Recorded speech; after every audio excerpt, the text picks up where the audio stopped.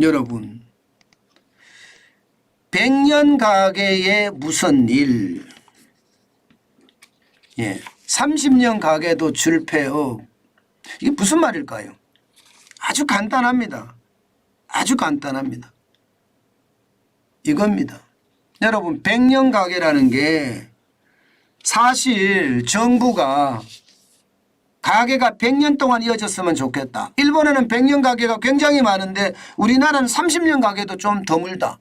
바로 이 어떤 전통에 대한 DNA를 심어 놓자. 그래서 100년 가게로 지정이 되면 뭐 자금도 주고 홍보도 해주고 오래 지속 가능하게 할 수 있게끔 하겠다는 게 정부의 의지입니다. 또 100년 가게는 그만큼 오랫동안 사업을 해왔기 때문에 잘 무너지지 않는다도 핵심이에요. 그런데 이 가게들이 무너지고 있어요. 100년 가게가. 와, 올해 상반기만 5곳이 폐업했습니다. 5곳이. 지금 보시면 말입니다. 2018년에 한 곳이었거든요. 2019년에 폐업하지 않았습니다. 2020년 3곳, 2021년 3곳, 2022년 6곳, 2023년 5곳인데 원래 이대로 가면 10곳이 넘겠죠. 이대로 가면 일반적으로 흐름을 따라가거든요. 저는 이것을 보면서요. 이야 100년 가게도 망해? 아니 적어도 30년 이상 가게를 해왔는데 이런 가게가 망하다니 이게 말이 돼? 이렇게 이야기하는 사람 진짜 많습니다. 실제 말입니다. 강북구 수유동에 신흥마트라고 있습니다. 신흥마트. 이 신흥마트는요 30년간 운영을 했고요. 100년 가게로 지정이 됐습니다. 마트인데 나름대로 30년 운영했으면 그 가게를 운영하는 노하우부터 시작을 해서요. 가게를 운영하는 원칙까지 아주 똑부러진다는 이야기예요. 그런데 이 가게 망했습니다. 문을 닫았습니다. 문을 닫았어요. 그러니까 이렇게 쭉쭉 닫는 가게들이 많아진다는 거예요. 현재 전국의 100년 가게 수는 1346개입니다. 지금까지 망한 게 벌써 18개가 넘나요? 18개가 넘죠. 18개죠. 이렇게 망하면 앞으로 저는 감당하지 못할 거라고 생각을 해요. 그런데 중요한 거 왜 망했느냐를 찾아보면 말입니다. 왜 망했냐를 찾아보면 우리 자영업자나 소상공인 100년 가게나 100년 소공인들이 어떻게 살아남을지 아니면 다시 이렇게 줄줄이 폐업을 할지 저는 구분이 된다고 생각을 합니다. 근데 참 참혹한 상황이에요. 왜? 여러분 이거 한번 보세요. 100년 가게나 100년 소공인이 폐업하는 원인이 첫 번째가 원가 상승입니다. 인플레이션이라는 게 인플레이션. 인플레이션 때문에 남는 게 없다는 거예요. 이것도 작년에 조사를 했는데 2215개사를 대상으로 조사를 했습니다. 그렇게 조사를 해봤더니 70.2%가 원가 상승해서 못 살겠다예요. 원가 상승해서 못 살겠다. 인플레이션 때문에 죽겠다는 이야기잖아요.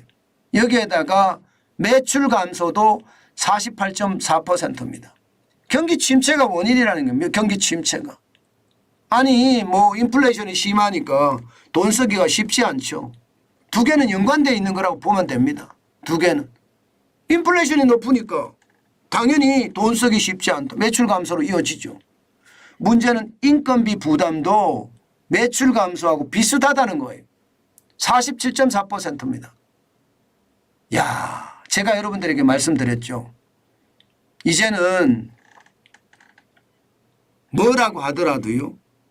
내 가게에서 내 가족과 장사를 해야만이 남는다. 제가 그 말씀을 여러분에게 드렸고 여러분들도 계속해서 말입니다. 이 댓글창에서 그런 이야기를 하셨어요. 그게 현실화됐다는 거예요. 그게 현실화됐다. 결국은 인건비 부담 때문에 원재료 가격 상승 때문에 경기 침체라는 악재를 만나서 지금 자영업자 소상공인이 버티지 못한다 이런 얘기입니다. 100년 가게라고 하면 이게 잘 버텨오던 가게들인데 어려워졌다는 이야기잖아요. 100년 소상공인 하면 소공인 하면 그만큼 말입니다. 오랫동안 이게 잘 지켜냈다는 뜻이거든요. 그런데 그런 기업들이 지금 망하고 있다는 이야기니까 참 안타깝다 생각이 듭니다. 저는 여러분들에게 분명히 말씀을 드립니다. 지금 자영업이나 소기업이나 아니면 중기업이나 지금 사업을 시작하는 것은 진짜 나쁜 시기예요. 물론 가장 나쁜 시기에 시작하는 것이 오히려 호황기에는 더 버티기가 좋다고 이야기합니다. 그런데요, 지금 같은 시기는요, 진짜 전문가들만 창업하는 시기예요. 그냥 어설픈 전문가 창업할 시기 아니고요, 초보자는 더더욱 할 시기가 아닙니다. 30년 가게도 줄줄이 폐업하는 상태에서 이게 어설픈 전문가나 초보자가 창업을 한다는 것은 섣을 지고 불 속에 들어가는 것과 다름이 없습니다.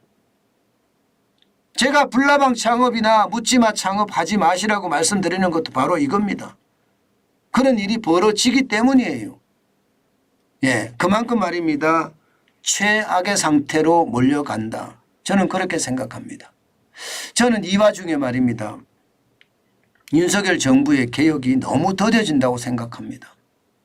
인건비 부담이 47.4%까지 올라갔다는 것은 최저임금에 대한 부담이 굉장히 크다는 거거든요. 왜 이게 빨리 개혁적으로 하지 않을까요? 주휴수당 없애는 거 말입니다.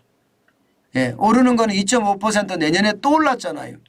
그러면 주휴수당이라도 없애주면 그나마 좀 나을 텐데 참 안타깝기 그지없습니다.